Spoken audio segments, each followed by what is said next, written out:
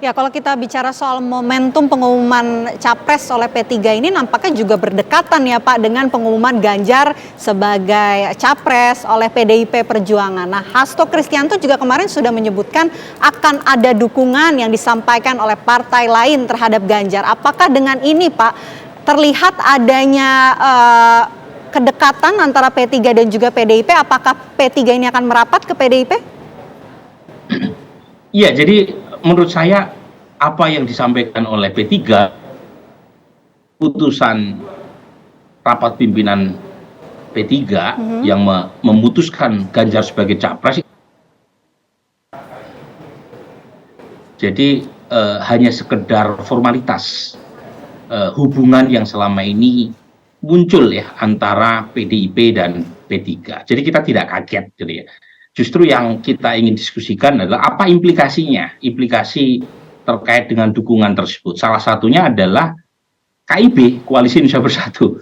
Karena P3 bagian dari Koalisi Indonesia Bersatu.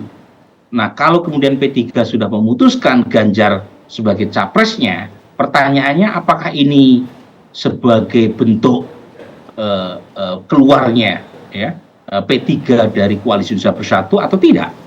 Nah, ini penting. Kemudian apakah Golkar dan PAN yang notabene bagian dari Koalisi Indonesia Bersatu juga ikut mendukung Ganjar Pranowo ataukah punya capres yang lain selain Ganjar? Nah, ini hal-hal yang menarik untuk kita diskusikan. Nah, saya menduga sejak tadi malam ketika kita diskusi di acara Apa Kabar Petang ya, TV One, saya mengatakan di antara 4 partai, 4 koalisi ya, ada koalisi Perubahan yang mengusung Anies Baswedan, ada koalisi Kebangkitan Raya yang mengusung yang sejauh ini ya itu antara Gerindra dan PKB, kemudian ada koalisi PD Perjuangan karena cukup tanpa harus berkoalisi PD Perjuangan bisa mengusung capresnya Ganjar gitu ya, dan terakhir adalah Koalisi Indonesia Bersatu. Saya sampaikan dari 4 poros koalisi ini memang yang paling lemah adalah Koalisi Indonesia Bersatu. Nah, karena Koalisi Indonesia Bersatu ini tidak punya capres di antara tokoh mereka. Erlangga Hartarto itu elektabilitasnya sangat rendah, sehingga membuat anggota Koalisi Indonesia Bersatu itu berpikir untuk mencari sekondan koalisi yang lain.